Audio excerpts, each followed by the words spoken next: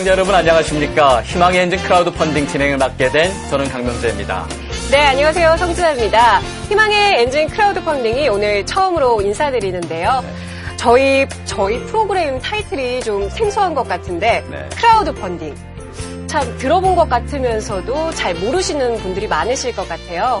그래서 경영 전문가이신 강명재 박사님, 뭔가요? 네, 크라우드 펀딩을 글자 그대로 해석하자면은 군중을 의미하는 크라우드와 자금을 모집한다라는 펀딩이 합쳐진 합성어라고 할 수 있는데요.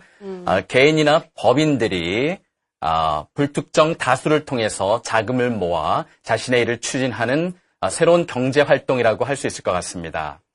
그러면 자금을 조금씩 모은다. 티끌 모아 태산 같은 건가요? 네, 그렇게 생각할 수 있을 것 같네요. 요즘 최근에 들어서 그 음반이나 영화 제작에서 이 크라우드 펀딩이 많이 활용되고 있는 것 같던데요? 네, 그렇습니다. 네. 혹시 성진아 씨, 2012년도에 개봉되어서 화제가 되었던 26년이라는 영화 보신 적 있나요? 들어는 봤는데 보진 못했습니다. 네. 그 영화가 사실은 제작비가 부족해서 중단될 위기에까지 처했었는데요. 이 영화가 세상에 다시 나오는 데는 크라우드 펀딩의 힘이 결정적인 계기가 되었거든요. 이처럼 이미 크라우드 펀딩은 예술, 문화 그 분야에서뿐만이 아니라 벤처기업들 사이에서도 적잖게 활용되고 있는 것이 현실입니다. 그렇군요. 그렇게 크라우드 펀딩이 참 많은 곳에서 활용되고 있는데 왜 저희는 몰랐던 걸까요, 잘? 네, 아마도 제 생각에는 크라우드 펀딩과 관련된 법률이나 제도가 아직 구비되어 있지 않기 때문에 이런 크라우드 펀딩을 비정상적인 경제활동으로 인식하기 때문에 그런 게 아닌가 싶습니다. 네, 그럼에도 이렇게 크라우드 펀딩이 많은 곳에서 활용되는 거 보면 그게 좋은 점이 많다는 것 같은데요. 네, 그렇죠. 네, 그렇기 때문에 이미 미국이라든지 일본, 유럽 등지에서는 이미 크라우드 펀딩과 관련된 법안이나 제도가 마련되었고요. 다소 우리나라는 좀 늦은 감이 있는데 우리 프로그램의 탄생 배경이 바로 이런 데 있지 않나 싶기도 합니다. 네, 그야말로 크라우드 펀딩의 교과서, 희망의 엔진 크라우드 펀딩입니다. 기대 많이 해주시고요. 이제 본격적으로 한번 시작해보도록 할까요? 네, 그러시죠. 네, 오늘은 첫 순서인 만큼 크라우드 펀딩이 무엇인지 정의와 동향에 대해서 한번 알아보도록 하겠습니다. 전문가들 모셨는데요. 네, 아시아 경영전략연구원의 이정아 크라우드 펀드 연구소장님 모셨습니다. 네, 어서 오십시오. 네, 반갑습니다. 안녕하세요. 감사합니다. 네, 또 한 분 모셨습니다. 크라우드 펀딩 법률 전문가 김재식 변호사 오셨습니다. 네. 안녕하세요. 네, 안녕하세요. 반갑습니다.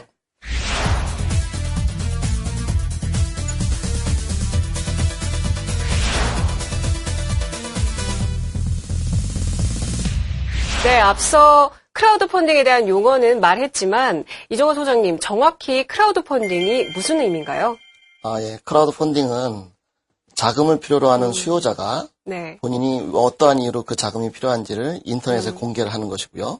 공개된 것을 SNS를 이용해서 지인, 더불어서 대중들한테 알려지게 되는 것입니다. 이러한 정보를 공개하고 그 정보 또는 그 사업의 내용에 공감하는 대중들이 공감도에 따라서 참여를 해주면 펀딩으로 이어지는 것이고 해당하는 사업을 실질적으로 이루어질 수 있게끔 만들어주는 것이라고 볼 수 있습니다. 네, 김재식 변호사께 한번 여쭤보겠습니다. 우리가 흔히 펀딩이라는 말보다도 펀드라는 말을 많이 사용하는데요. 크라우드 펀딩 대신에 크라우드 펀드라는 말을 써도 무방할까요? 예, 많이들 크라우드 펀딩 또 펀드라는 말씀을 하시는데요. 사실 아시다시피 펀드는 그 펀드 매니저가 그 여러 사람들의 자금을 모아가지고 어떤 그 투자 자산에 그 투자를 하고 그 과실을 투자자들에게 나누어주는 그런 형태의 그 집합 투자라고 할 수 있습니다. 그런데 이제 온라인으로 크라우드 펀딩을 하시는 분들은 이 자금을 중개해주는 역할만 하시는 거거든요. 그러니까 실제로는 펀드라고 볼 수는 없고요. 단지 자금을 모집한다는 취지에서 펀딩이라는 그런 말은 쓸 수 있겠습니다. 네. 소장님, 지금 흔히 SNS나 크라우드 펀딩이 주로 인터넷이나 SNS에서 자주 활용되고 있는데요. 그럼 지금 그 증권거래소 같은 일종의 허브라고 할까요? 크라우드 펀딩이 어떤 곳에서 어떻게 이루어지고 있나요? 예. 크라우드 펀딩은 세 가지 주체로 이루어져 있는데요. 펀딩에 참여하는 대중, 네. 하나의 주체고 또 자금을 필요로 하는 수요자, 프로젝트 등록자라고 할 수 있습니다. 그리고 자금을 필요로 하는 수요자와 대중을 이어주는 크라우드 펀딩 플랫폼 이 세 가지 주체로 이루어져 있고 실제로 크라우드 펀딩이 이루어지는 곳은 크라우드 펀딩 플랫폼을 통해서 이루어지고 있습니다. 네. 소장님 말씀 듣고 나니까, 십시일반이란 말이 언뜻 생각이 나네요. 네. 지금 크라우드 펀딩엔 여러 가지 있다라고 말씀하셨는데, 아무래도 우리나라에서는 법 제도가 마련되어 있지 않기 때문에 다소 부담감이 덜한 후원형이 가장 많이 활용되고 있지 않을까 싶은데, 소장님, 후원형에 대해서 좀 더 자세하게 한번 말씀해 주시겠습니까? 예. 아까 크라우드 펀딩의 유형을 말씀을 안 드린 것 같습니다. 먼저 크라우드 펀딩의 유형은 크게 보면 4가지로 구성이 되는데요. 펀딩에 따른 반대 급부가 있느냐 없느냐에 따라서 기부형과 후원형으로 나눠지고요. 반대 급부의 종류에 따라서 지분 참여형과 대출형으로 현재로서는 구분을 하고 있습니다. 그중에서 후원형이라 하면 펀딩에 참여하는 대중한테 상품이라든가 티켓 등의 어떤 재화를 공급을 해주는 것을 기본으로 삼고 있습니다. 네, 그렇군요. 크라우드 펀딩 여러 형태 중에서 후원형과 기부형이 잘 구별되지 않는데요. 김 변호사님, 어떻게 구별될까요? 네, 방금 이정아 박사님께서 말씀을 주셨는데요. 네. 좀 더 덧붙여서 말씀을 드리면 되겠습니다. 네. 후원형은 리워드, 그러니까 보상이 있는 형태의 크라우드 펀딩입니다. 예컨대, 페블 와치 같은 경우에 자금을 공급한 사람들에게 페블 와치를 주는 그런 보상이 있고요. 또 영화 프로젝트에 투자한 분들한테는 티켓이나 시사회 대본, DVD 이런 것들의 보상이 주어져요. 그러니까 이게 후원형이고, 기부형은 영어로는 도네이션, 그러니까 대가를 바라지 않고 자금 공급자가 자금 수요자에게 지급을 하는 겁니다. 예컨대 예전에 IT에서 지진이 났을 때 이재민들이 많이 생겼었는데 당시 영국의 어떤 꼬마가 모금 운동을 하기 위해서 내용을 프로젝트로 인터넷 홈페이지에 올렸거든요. 그 내용에 공감하는 많은 분들이 아낌없이 자기 돈을 기부한 그런 경우가 기부형이라고 하겠습니다. 정확히 보상이 있느냐 없느냐의 차이인 건가요? 네, 그렇습니다. 네, 지금까지 기부형과 후원형에 대해서 말씀해 주셨는데요. 또 투자형 크라우드 펀딩이 있죠. 네, 아무래도 개인보다는 기업이 많이 활용할 것 같은데, 소장님, 투자형 크라우드 펀딩에 대해서 한번 설명해 주시겠습니까? 네, 보상형의 경우는 물건이라든가 티켓, 상품으로 제공을 한 것이고요. 지분 참여형 같은 경우는 어떤 상품이라든가 프로젝트의 단일 상품에 대한 보상이 아니라 예를 들면 그 회사 자체에 대한 투자입니다. 네. 그래서 향후에 어떤 성장성이라든가 그런 것을 복합적으로 판단해서 크라우드 펀딩에 임하게 되는 것이죠. 네. 예를 들면 혹시 온오프 믹스 들어보신 적 있으신가요? 네. 거기서 강연 자주 듣습니다. 네. 거기는 아시나요? 아니요. 오프라인 모임을 온라인에서 중계하는 그런 서비스를 하는 곳이고요. 온오프 믹스 같은 경우는 근래에 크라우드 펀딩 플랫폼을 통해서 펀딩에 성공한 경우입니다. 그 펀딩에 참여한 주체들한테 대중들한테 지분을 나눠준 그런 사례라고 볼 수 있습니다. 네, 그렇군요. 네, 조금 덧붙여도 될까요? 네, 그럼요. 네.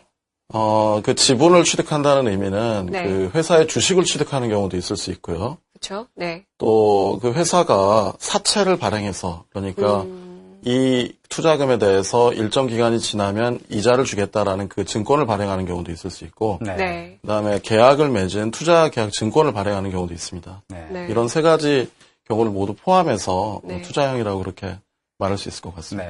더 정확히 설명을 해주셔서 이해가 쏙쏙 되는 것 같습니다. 그러네요.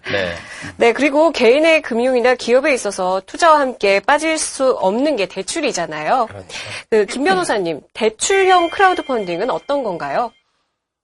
대출형은 말 그대로 돈을 빌려주는 겁니다. 민법상으로는 소비대차라고 하는데, 예를 들어서 신혼부부가 어떤 신혼집을 마련하려는데 돈이 좀 부족하다라고 했을 때 온라인을 통해서 소액 대출을 받는 그런 경우가 있을 수 있고요. 또 스타트업 기업들, 그러니까 창업하는 기업들이 창업 자금이 부족할 때 다수의 대중으로부터 그 창업 자금을 이제 공급받는 그런 경우가 있을 수 있습니다. 네. 이런 것들이 모두 대출형이라고 할 수 있죠. 네. 한 가지 주의할 점은 이런 투자형이나 또 기부형, 후원형, 그리고 이런 그 유형들이 이렇게 법으로 딱 나뉘어 있거나 이런 것이 아니고요. 네. 그냥 현재 존재하는 크라우딩 펀딩을 네. 유형화해서 그렇게 설명하는 것 뿐입니다. 네, 그렇군요. 네, 지금까지 크라우드 펀딩의 뜻과 유형에 대해서 알아봤는데요. 네, 이런 크라우드 펀딩이 우리 사회에 제대로 정착된다면 우리 경제에 어떤 영향을 미치게 될까요? 소장님 한 말씀 해주시겠습니까? 예, 대중들에 의한 금융 시스템이 네. 본격적으로 도입이 된다고 저는 생각이 듭니다. 네. 예를 들면 기존에 있는 금융 시스템에서는 소위 말하는 금융 전문가들에 의해서 가공된 데이터, 예를 들면 어떤 회사가 얼마 정도의 가치를 갖고 있다라는 그 판단을 전문가에 의해서 하게 되고 네. 그 정보를 기준으로 주식의 가격이 산정이 되고 그 가격에 따라서 거래가 이루어지는 시스템이었다고 하면 네. 크라우드 펀딩 같은 경우는 공감의 지수에 따라서 그 어떤 펀딩에 성공하고 실패를 좌우할 수가 있습니다. 네. 그래서 어떻게 보면 진정으로 대중들에 의한 금융 시스템이 도입된다라고 기대를 하고 있습니다. 네. 사실 그러면 스토리가 굉장히 좋아야 한다는 말씀이신 네, 것 같은데 네. 사람들의 공감을 사야 한다는 말씀이신 네. 거죠? 네, 소위 말하는 스토리텔링 기법을 이용해서 네. 내 상품 또는 내 프로젝트를 얼마나 매력적으로 대중들한테 어필을 하는가에 따라서 펀딩의 규모가 달라질 수가 있겠죠. 네. 네. 조금 제가 좀 보충을 하도록 하겠습니다. 네. 우리 박사님께서 설명을 잘 해주셨는데요. 네. 사실 클라우드 펀딩 같은 경우 우리가 기대하는 것은 네. 현재 우리 존재하는 벤처 캐피탈들은 창업 초기에 이렇게 네. 투자가 되는 것이 아니라 상장 직전에 보통 투자가 이루어집니다. 그래서 클라우드 펀딩이 활성화되면 창업 초기에 있는 분들한테 상당히 좋은 영향을 줄 것으로 그렇게 기대는 되고 있습니다. 네. 그렇지만 한편에서는 네. 이 금융위원회가 제출한 자료들을 보면은 중소기업이 창업을 해서 10년 내에 약 13% 정도밖에 생존하지 못합니다. 그렇기 네. 때문에 굉장히 중소기업에 투자를 한다는 것은 위험도가 높은 투자이고 손실을 볼 가능성이 매우 높거든요. 네. 그래서 과연 이 크라우드 펀딩 법안이 발효가 되고 실제 투자가 이루어질 수 있을 것인지 또 혹시 부작용은 없을 것인지 그런 우려가 있다는 점도 함께 말씀드리고 싶습니다. 네. 네, 말씀 감사합니다. 그리고 한국에서는 사실상 우리가 초기 단계일진 몰라도 이미 해외에서는 이 크라우드 펀딩이 활성화되고 있다고 들었는데요. 소장님, 어떤가요? 네, 크라우드 펀딩이란 용어 자체가 네. 미국과 영국에 있는 P2P 금융 시스템에서 시작되었다고 볼 수 있습니다. 네.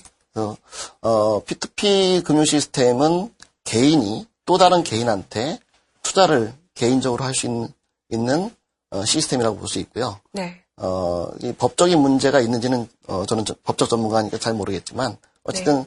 처음에 시작점은 그렇게 시작이 됐고 2009년도에 미국의 킥스타터 .com 킥스타터에서 크라우드 펀딩을 본격화하면서 많이 알려지게 됐습니다. 네. 특히 미국의 경우는 소위 말하는 잡스법을 통해서 크라우드 펀딩의 시대를 예고하게끔 된 것으로 저는 이해를 하고 있습니다. 네.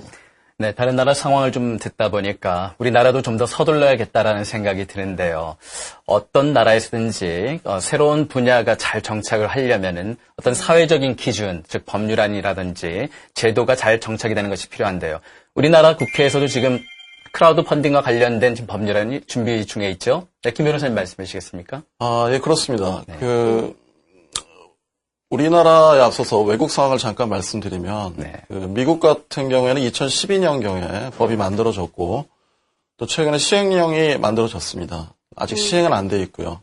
이탈리아도 그 무렵에 법을 만들었고, 네. 이제 곧 시행을 할 예정입니다. 영국은, 2013년 무렵에, 이미 법을 통과시키고, 크라우드 큐브라는 그 중개 업체를 인가까지 했어요. 네. 일본은, 작년 5월에 법을 통과시켰고, 네. 1년이 지나면은 그 법이 발효될 예정입니다. 네. 우리나라는 지금 국회의원 두 분께서 그 크라우드 법안 정확하게는 자본시장법 편에 있는 그 투자 중개업 조항을 개정하는 내용인데요. 이 법안이 제출되어 있고 정무위원회에서 지금 논의 중에 있습니다. 그래서 정무위원회를 통과하면 네. 본회의 의결을 거치게 되고 네. 현재 법안상으로는 6개월 뒤에 공포하도록 그렇게 되어 있습니다. 네. 네, 덧붙여서 김 변호사님, 그 법률 안에는 어떤 내용들이 포함되어 있을까요? 법률안에는 굉장히 많은 내용들이 포함되어 있는데요. 네. 그 내용을 지금 여기서 다 말씀드리기는 너무 시간상 부족하고 법률안에 포함되어야 할 내용이 어떤 것인지에 대해서 제가 한번 말씀드려 보는 게 좋을 것 같습니다. 네, 좀 자세하게 설명해 주시면 감사하겠습니다. 이 크라우드 펀딩 법안이라는 것은 사실 그 창업자들을 활성화시켜가지고 경제를 활성화해야 한다는 그런 측면하고 네. 또 이 투자 위험이 굉장히 높기 때문에 투자자를 보호해야 된다는 그런 두 가지 이념이 서로 충돌하는 그런 영역에 있습니다. 네. 그래서 무엇보다도 제가 생각하기에는 그 SNS를 통한 어떤 그 공감, 우리 이정하 박사님께서 계속 말씀하신 그런 부분들이 투명하게 잘 되도록 하는 그런 측면이 있어야 될 것이고요. 또 투자자의 개인 책임도 상당히 강조되어야 할 것으로 그렇게 생각이 됩니다. 너무 투자자 보호에만 치중을 하다 보면은 이 법안의 본래 취지를 담을 수가 없기 때문인 것이죠. 그래서 이 두 가지 충돌하는 이념을 잘 조화롭게 법률안에 담아야 한다. 그렇게 생각합니다. 네. 네. 크라우드 펀딩이 잘 정착되기 위해서는 제도나 법률안이 필요하다고 말씀해 주셨고요. 네. 그 밖에 또 어떤 것이 필요할까요? 이정호 소장님. 네. 물론 제도와 법률 굉장히 중요합니다. 하지만 얼리 스테이지에 있는 스타트업들이 네.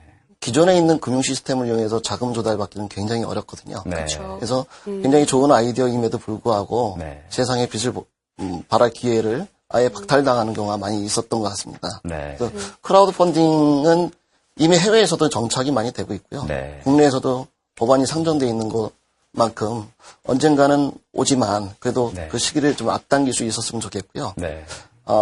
크라우드 펀딩의 가장 큰 핵심은 결국에는 공감이라는 키워드를 갖고 있기 때문에 네. 그 공감을 어떻게 대중으로부터 불러일으킬 수 있는지는 굉장히 중요한 사항이 될 것 같습니다. 네. 네, 확실히 아까부터 그 공감에 대해서 많이 이야기를 해주시고 있는 것 네. 같습니다. 네. 네. 그러네요.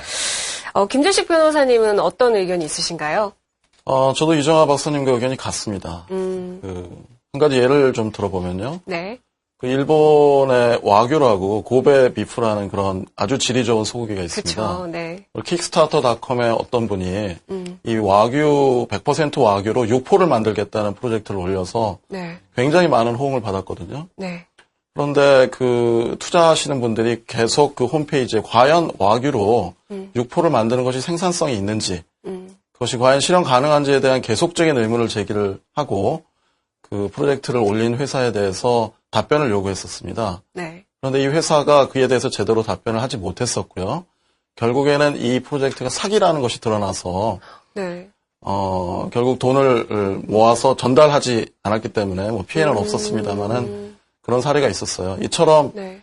이 공감뿐만이 아니라 이 자유로운 소통이 이루어져야만 그 프로젝트가 진정으로 좋은 프로젝트인지 아닌지를 구별할 수가 있습니다. 네. 따라서 법 제도나 또 사회 인식이 함께 병행되어야 이 좋은 크라우드 펀딩이 이루어질 수 있다. 그렇게 네. 생각합니다. 네. 제가 아까 공감이라는 키워드를 말씀을 드리면서 네네. 공감이 굉장히 중요합니다. 네. 근데 지금 이미 우리나라에서도 여러 가지 크라우드 펀딩 플랫폼 사이트도 있고 네. 이미 20군데가 넘게 활동을 하고 있거든요. 네. 하지만 대중적으로 큰 인기를 끌었던 사례는 많지 않았던 것 같아요.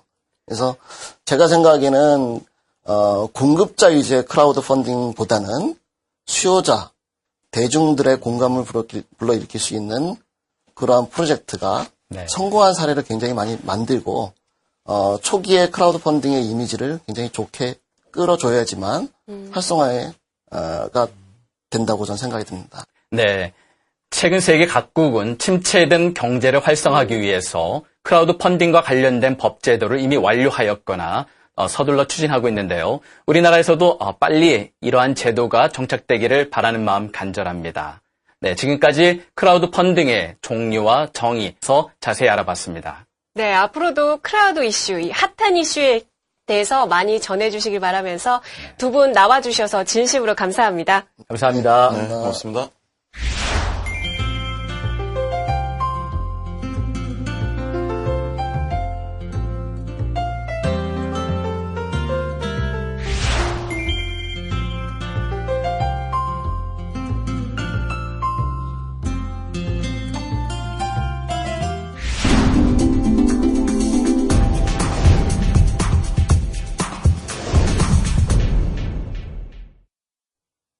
네, 요즘 많이 듣는 말 중에 창조경제란 말이 있잖아요. 네. 그 크라우드 펀딩이 차세대 경제 활동이라면 이 창조경제와도 관련이 있을 것 같은데요. 네, 그렇죠. 네. 이 정부 들어서 창조경제라는 말을 귀에 딱지가 않도록 많이 듣고 있는데요. 그렇죠. 근데 막상 참 실감되지는 않고요. 마침 창조경제 일환으로 엔젤 투자라는 것이 많이 활성화되고 있다는데요. 네, 그 엔젤 투자라고 하면 뭔가 좋은 일을 할 것 같은 느낌인데요. 네, 그렇죠. 네. 관련하여 전문가 모셨습니다. 국내 최대 엔젤 클럽을 이끌고 있는 아바 엔젤 클럽의 김종태 회장 모셨습니다. 어서 오세요. 안녕하세요. 네, 안녕하세요. 아바 엔젤 클럽 회장 김종태입니다. 반갑습니다.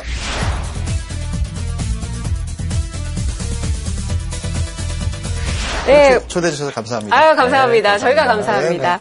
네, 회장님, 먼저 엔젤 투자가 뭔지 궁금한데요. 또 크라우드 펀딩과의 어떤 관계가 있을까요? 그 엔젤 클럽에 대해서 이해를 하시려면 우선 엔젤 투자에 대해서 이해를 해야 되고, 그다음에 엔젤 투자에 대해서 이해를 하려면 정부에서 운영하고 있는 엔젤 매칭 펀드에 대해서도 이해를 해야 돼요. 그래서 그 정부에서 2011년도 지금부터 3년쯤 전에 엔젤 매칭 펀드를 만들었어요. 이건 뭐냐면 엔젤 투자자가 어떤 기업에 투자를 하면 정부에서도 똑같은 금액으로 추가로 투자를 해주는 게 이제 매칭 펀드거든요. 그래서 엔젤 클럽은 이제 그런 투자자들이 모여 있는 하나의 그 모임이고요. 클럽 단위로 모여 있고 지금 현재 전국에 117개 엔젤 클럽이 활동 중이에요. 근데, 생각보다 많네요. 네. 근데 그 117개 엔젤 클럽이 이제 서울에만 있는 게 아니라 전국적으로 이렇게 활동을 하고 있기 때문에 전국에서 이제 투자를 받고자 하는 기업들이 있으면 그 지역의 엔젤 클럽에서 이제 투자를 해서 정부에서 매칭하는 이런 걸로 이제 이해를 하시면 되는데 문제는 이제 우리 오늘 주제가 크라우드 펀딩이잖아요. 네. 그렇죠. 크라우드 펀딩하고 엔젤 클럽은 이제 어떤 관계가 있냐를 저희가 이제 좀 정리를 했으면 좋겠는데 크라우드 펀딩과 엔젤 클럽은 예를 들어서 크라우드 펀딩은 앞에서도 말씀들 많이 나누셨겠지만 일반 그 십시일반으로 불특정 네티즌들이나 SNS를 통해서 이렇게 투자를 유치하거나 투자를 하는 거잖아요. 그렇죠. 그러면 이제 그 금액이 어느 정도 제한이 돼 있어요. 뭐 최대 금액 얼마까지. 그러다 보니까 많은 사람들이 조금씩 투자한다는 개념으로 이제 그 크라우드 펀딩은 접근이 되는 거고요.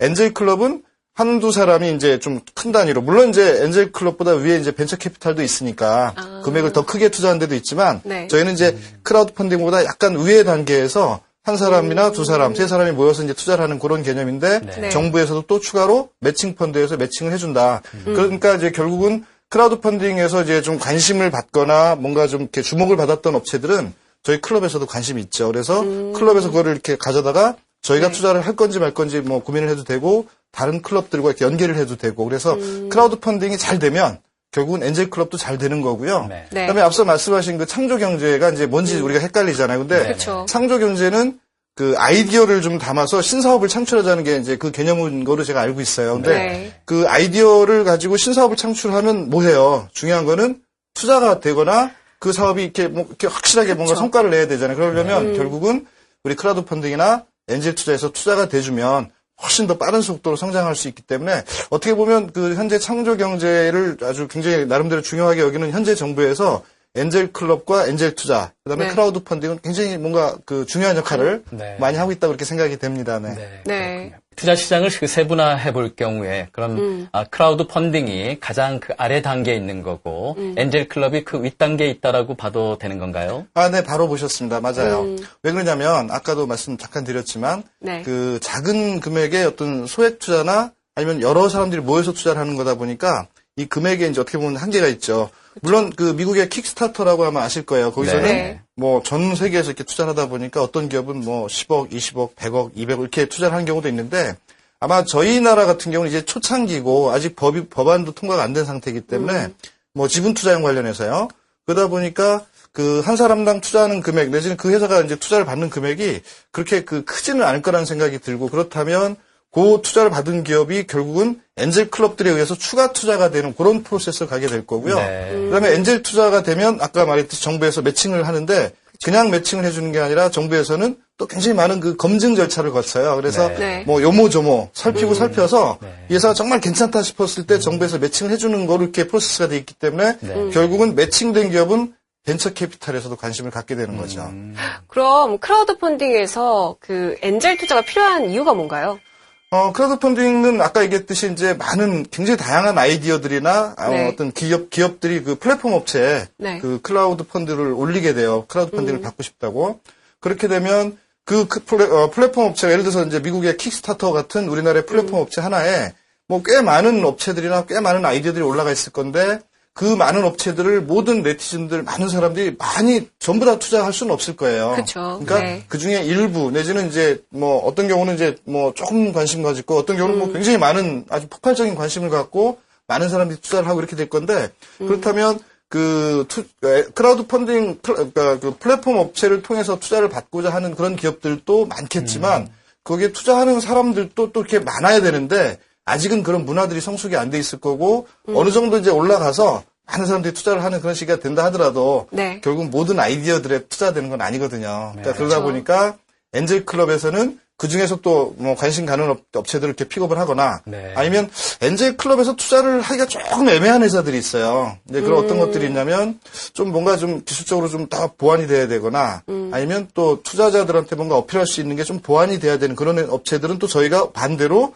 크라우드 펀딩 업체로 넣어서 거기서 이제 일반 대중들의 어떤 관심도를 좀 저희도 측정을 하고 그렇게 해서 이제 좀 나아진다. 상황이 호전되면 저희가 그걸 가져다가 저희가 투자 검토를 하거나 다른 클럽하고 같이 하거나 아니면 또 이제 또 다른 투자 조합이나 이런 쪽으로 연결하게 되는데 그러다 보니까 이제 그 위아래 그런 관계보다는 크라우드 펀드와 엔젤 클럽은 서로 상생하거나 같이 협력 관계다. 그렇게 얘기를 하면 될 것 같긴 한데요. 그래도 이제 투자 금액 면에서는 우리 그 엔젤 투자가 크라우드 펀드에 투자하는 사람들보다 많고 저희보다 훨씬 위에 또 벤처 캐피탈이 또 투자를 하고 있기 때문에 중간에 저희가 매개 역할을 한다 그렇게 보시면 될 것 같아요.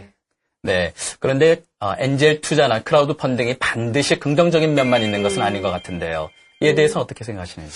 네, 우리 엔젤 클럽도 마찬가지고, 엔젤 투자 매칭 펀드도 마찬가지고, 크라우드 펀드 마찬가지고, 상당히 좋은 제도이면서 또 굉장히 어떻게 보면 필요한 것들인데, 그럼에도 불구하고 이런 것들이 있으면 이거를 좀 이렇게 이용하거나, 악용하거나, 이거를 좀 이렇게 좀 뭔가 잘못된 시각으로 보는 사람들이 분명히 있어요. 그게 어떤 것들이 있냐면, 예를 들어서 이제 엔젤 클럽 같은 경우는, 엔젤 투자자가 정말 진성 투자자가 투자를 한 다음에 정부에서 매칭을 해서 그 회사를 키우자, 이런 개념인데, 이 투자자가 투자가 아니라 이제 실제로 투자를 가장한 이런 것들도 있을 수가 있고요. 그다음에 이제 크라우드 펀딩 같은 경우는 뭐 법안이 이제 통과돼서 운영이 돼 봐야 알긴 알겠지만 뭐 법안 우리 처음에 이제 준비하는 과정에서 많은 검토를 했던 것 중에 하나가 뭐냐면 그 플랫폼 업체가 그 투자에 어떤 우리 네티즌들 투자를 받아서 그거를 이제 그 기업한테 해줘야 되는데 그 플랫폼 업체가 이제 그거를 못 주는 그런 사고가 하나 있을 수가 있고 또 두 번째는 어떤 경우가 있냐면 뭐 굉장히 좋은 아이디어다. 이거는 뭐 세상에서 굉장히 어떻게 보면 모든 사람들이 이걸 투자 안 하면 바보다라고 주장하면서 이제 아이디어나 어떤 사업을 플랫폼 업체에다 올려요. 그 다음에 뭐 많은 사람들이 투자를 하겠죠. 그리고 그걸 이제 그 플랫폼 업체부터 받아서 가지고 정말 사업을 해야 되잖아요. 사업자 등록도 내고 뭐 기술 개발해서 뭔가 사업해서 거기서 주식을 발행해서 투자한 사람한테 이제 줘야 되는데 그 받은 사람이 그거 가지고 사업을 제대로 안 하는 경우 그런 경우도 이제 사고라고 할 수 있거든요. 그러다 보니까 이제 그런 문제점들을 사실은 제도를 이제 어떻게 잘 만들어서 운영하느냐에 따라서 충분히 커버가 될 거고 이제 뭐 보완이 될 건데 아직 저희가 해보지 않은 거고 가지 않은 길이라서 아마 앞으로 많은 보완이 이제 돼야 될 것 같다고 생각을 하는데 엔젤 클럽을 저희가 이제 그동안 2년, 3년째 운영하고 있거든요. 그러다 보니까 엔젤 클럽에서 발생했던 그런 문제점들, 사소한 것들, 이런 것들이 아마 크라우드 펀딩 제도 만들어지는 과정에서 상당히 아마 유사하게 갈 거라고 생각을 해서 저희가 이제 겪었던 그런 것들을 우리 크라우드 쪽에 많이 이제 좀 알려주고 그렇게 해야 될 것 같아요. 선배 입장에서. 마지막으로 그 크라우드 펀딩과 엔젤 투자가 앞으로 활성화되기 위해서 필요한 부분이 무엇이라고 생각하시나요? 저희 엔젤 클럽은 이제 아시겠지만 아까 이제 우리가 계속 얘기했던 것 중에 엔젤 투자자가 있어야 되는데 이 엔젤 투자자는 예를 들어서 자산이 좀 많아서 많은 돈을 가지고 엔젤 투자를 원하는 기업들에게 투자를 해주는 그런 엔젤 투자자도 분명히 있긴 있어요. 있는데 아주 극히 일부라고 보여지고요. 대부분의 엔젤 투자자들은 그 자금을 운용하는 측면에서 부동산에 할까? 이상해. 부동산 앞으로 장기적으로 뭔가 문제가 있고 좀 전망이 어두워. 증권에 투자할까? 증권은 또 원본을 지키기가 어려울 수도 있어. 네. 그다음에 뭐 간접 투자 상품에 투자를 할까? 간접 투자 상품도 마찬가지로 별로 재미가 없어. 이런 사람들이 하나의 투자의 대안으로 삼는 게 엔젤 투자거든요. 네. 그러다 보니까 그 규모 자체가 아까 먼저 말했던 많은 자산을 가지고 많은 사람들이 투자를 하는 것보다는 네. 일정 예를 들어서 이제 5천만 원에서 한 1억 정도 규모를 가지고 몇 군데 투자를 하는 사람들이 엔젤 투자자들의 대부분을 차지하고 있어요. 그러다 보니까 이제 숫자 측면에서 그 많은 사람들의 엔젤 투자자들을 좀 이렇게 활성화시키고 많이 투자를 하도록 하는 제도가 만들어져야 되는데 네. 지금 현재 이제 정부나 현재 엔젤 클럽에 대한 제도는 대부분이 자산을 많이 갖고 있는 사람들이 투자를 하면 어떻게 지원해주겠다 이런 형태로 돼 있는데 네. 그게 이제 잘 안 되는 거죠. 미스매치가 이제 거기서 발생하는 거예요. 그래서 네. 그런 것들을 앞으로 일반적인 우리 소액으로 엔젤 투자하는 사람들이 좀 활성화되게 또 활발하게 투자할 수 있는 여건을 만들어주는 거 그런 것들이 필요한데 그게 요즘 정부에서 전문 엔젤 제도라는 걸 만들었는데 그게 네. 오히려 그 엔젤 투자를 활성화하기보다는 엔젤 투자를 조금 좀 저해하는 게 아닌가라는 생각이 들어서 네네. 그런 거에 대한 보완이 필요할 것 같고요. 네. 그다음에 또 우리 크라우드 펀딩은 마찬가지 아까 얘기했듯이 이게 네. 이제 처음 가는 길이니까 네. 그런 어떤 사소한 문제점들을 우리가 같이 노력을 하고 또 엔젤 클럽과 같이 좀 뭔가 활성화시킬 수 있는 좀 많은 고민들을 해야 될 것 같아요. 아까 얘기했겠지만 우리 후원형이나 보상형이나 대출형은 이거는 뭐 그쪽에서 역할을 충분히 하면서 지금 시장이 이렇게 많이 활성화돼 있거든요. 네. 그러니까 기업의 지분 투자형 크라우드 펀드, 그다음에 엔젤 투자. 이게 이제 어떻게 보면 이제 같은 맥락에서 볼 수가 있는데 네. 결국은 지분 투자형 크라우드 펀드는 엔젤 투자하고 바로 연결되고 네. 그다음에 벤처 캐피탈로 또 연결되는 이런 어떤 그 로드맵을 가지고 같이 보면 아주 굉장히 활성화되는데 도움이 될 거고 아마 그 영향이 있을 거라고 생각을 합니다. 네. 네. 우리나라는 IMF라는 환경 속에서 벤처의 꽃을 키운 위기에 강한 독특한 캐릭터를 가진 민족입니다. 그런데 요즘 네. 사업하는 사람들 만나다 보면은 지금 환경이 IMF 때보다 더 어렵다는 말들을 많이 하거든요. 부디 크라우드 펀딩이나 엔젤 투자가 더 활성화되어 대한민국을 다시 살릴 수 있는 계기가 되었으면 하는 바람입니다. 김종태 회장님 나와주셔서 감사합니다. 감사합니다. 네, 감사합니다.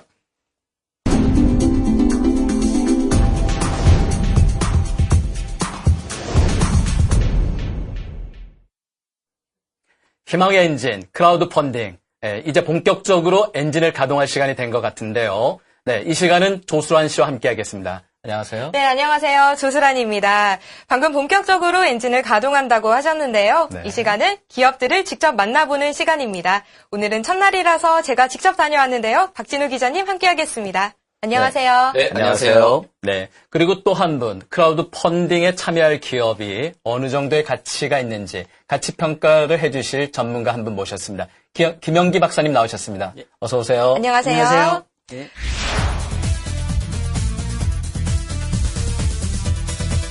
네, 먼저 박진우 기자님, 그동안 중소기업 굉장히 많이 다니셨는데 네네. 요즘 기업 경기가 워낙 안 좋다고들 하잖아요. 네네. 요즘 중소기업 현장 분위기 어떤가요? 네, 많은 기업들을 취재를 하였는데요.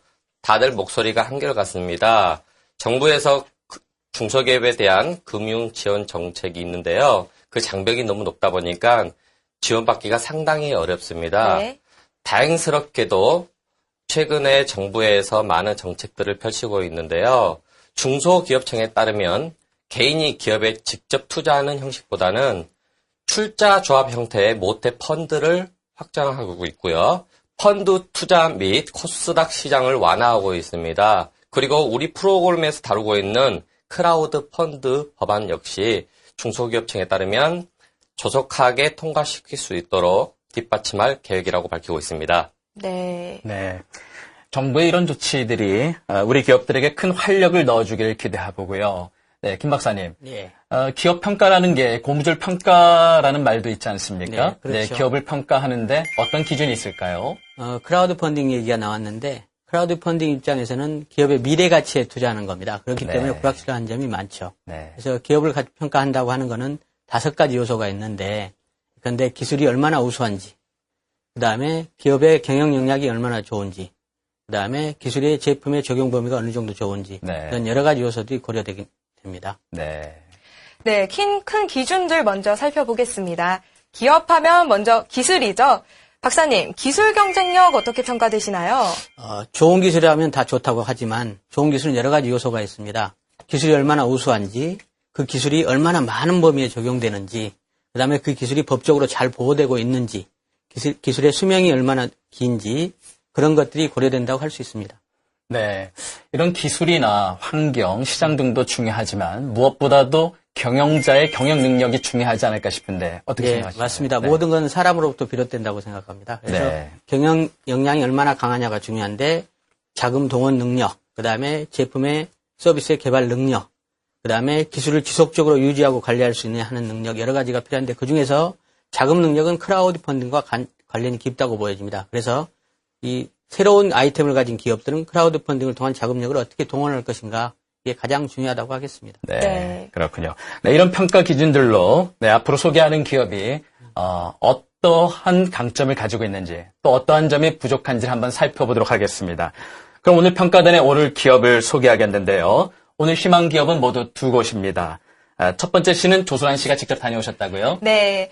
요즘 이 세계 각국에서는 치열한 경쟁이 벌어지고 있죠. 바로 대체 에너지원 개발입니다. 이 와중에 이 획기적인 난방 제품을 개발하는 곳이 있다고 해서 제가 직접 찾아가 봤습니다. 네. 화면으로 먼저 보시죠. 지구온난화로 인한 에너지원 개발을 위한 업체들이 이슈가 되고 있다고 하는데요. 난방비 절감에 앞장서고 있는 열풍기가 있다고 해서 찾아와 봤습니다. 네. 우리 회사가 보유하고 있는 원천 기술인 나노 기술을 활용하여 기존 전기 열풍기의 단점을 보완하고 장점을 극대화하기 위하여 기술 응용, 융합을 하게 되었습니다. 이것이 바로 나노 기술로 만들어진 판이라고 하는데요. 일반 판보다 열 발산은 물론이고 전도 효율까지 높다고 하네요. 우와, 정말 높은 온도로 금방 올라가는데요. 첨단 나노 기술 열풍기, 정말 자랑할 만한데요. 공정 과정을 보기 위해 이곳저곳을 둘러봤습니다.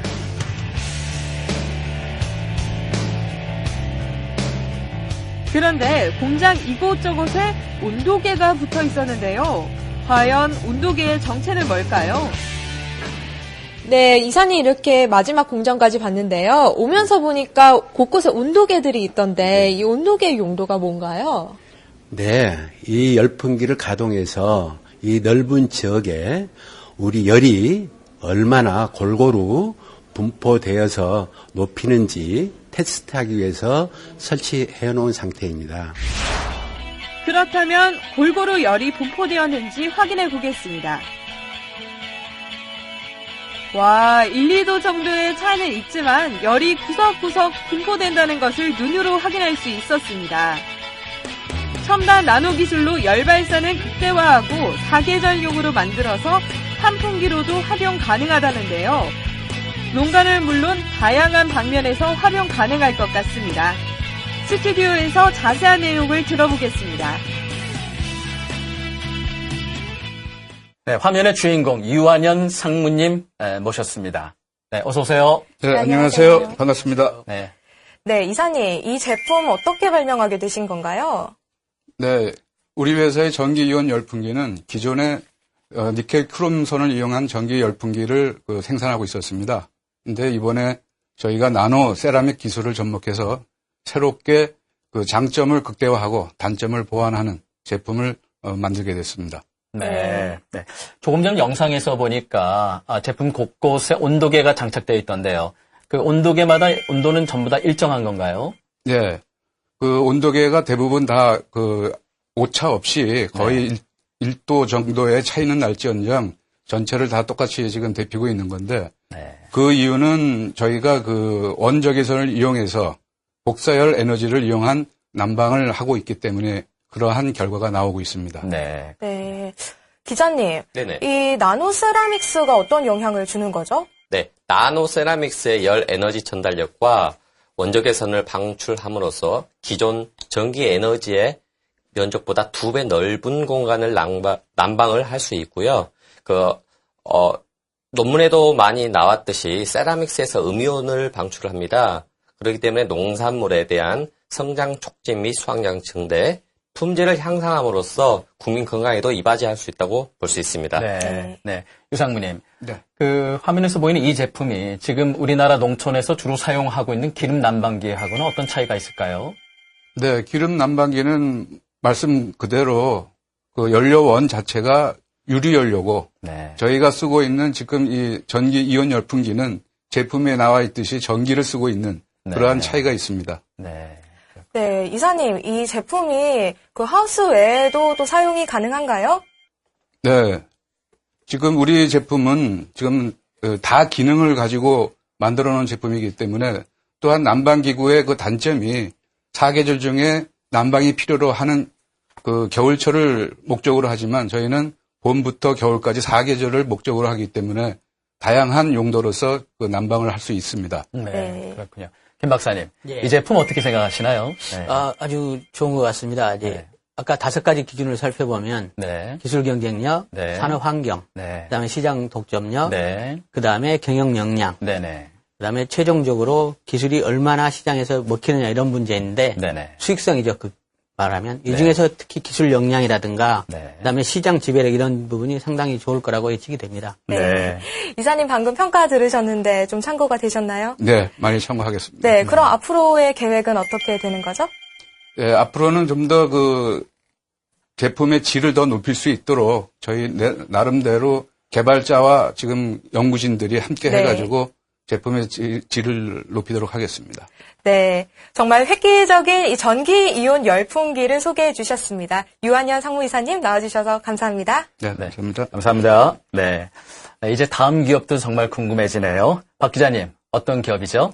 네, 이번 겨울은 추위가 유난히 조금 빨리 온 것 같습니다. 네. 그래서 시각적으로도 따뜻하게 보이는 그런 난방 기구를 만드는 기업입니다. 네. 네, 이 기업은 또 어떻게 자신들을 소개할지 궁금하네요. 함께 만나볼까요? 간편한 점화는 물론 난방비 절감까지 가능한 벽난로가 개발되었다고 해서 찾아왔습니다. 무엇이 다를지 기대가 되는데요. 겉보기에는 일반 벽난로와 비슷한데요. 과연 누구나 쉽게 점화가 가능할까요?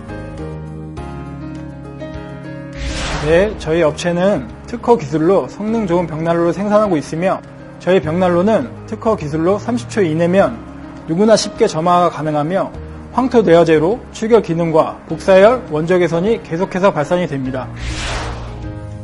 보시다시피 벽난로는 누구나 쉽게 30초 안에 불을 붙일 수 있습니다. 네, 제가 보여드리겠습니다. 일단 자그마한 불씨를 화실 안에 넣습니다. 그리고 장작을 차곡차곡 쌓습니다. 예, 잘 싸시고요. 그 다음에 화실 문을 닫으시고요. 그 다음에 로스터 특허 기능을 작동시키기 위해서 바람 구멍을 열어줍니다.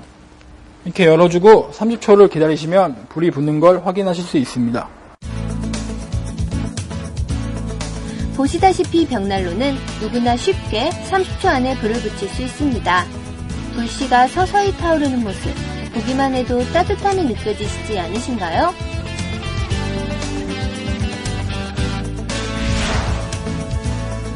점화뿐만 아니라 축열 기능도 일품이라고 하는데요.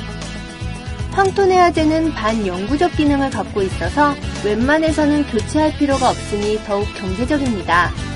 또한 원적 개선으로 음이온까지 발생한다고 하니 이것이 바로 일석이조 아닐까요? 다음에 설치하는 것이 불을 빨리 붙게 해주는 특허받은 로스터인데요.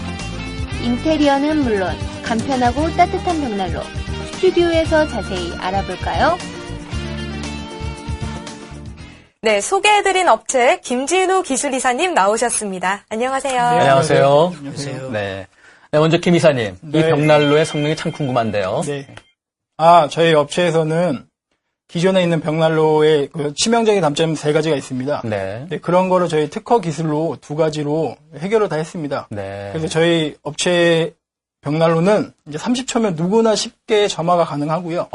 예. 네. 그 다음에 이제 점화가 된 후에 5분이면 500도까지 온도가 높아집니다. 네. 그리고 나서 뭐 10분이면 최고 온도 1000도 이상까지도 저희 벽난로는 올라갑니다. 예, 그게 이제 다른 저희 기존의 벽난로하고는 차별된 그런 기술이라고 보시면 됩니다. 네. 네. 네, 방금 그 기존 벽난로의 3가지 문제점 말씀을 하셨는데 뭔가요?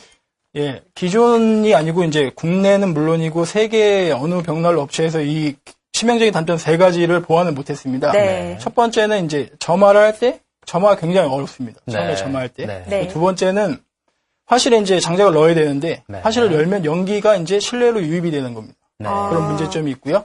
나머지 세 번째는 장작 소모가 너무 많습니다. 이게 연료는 줄여야 되는데 장작 소모가 너무 많다 보니까 연료비는 많이 나가고 그 대신 연료율은 적기 때문에 이게 주난방으로 사용이 기존의 벽난로는 사용을 못했습니다. 그런 단점이 있습니다. 지금 현재. 흔히 우리가 생각하는 벽난로라 하면은 연소통에다 나무를 넣고 불을 붙이면 연기도 많이 나고 시간도 많이 걸리지 않습니까?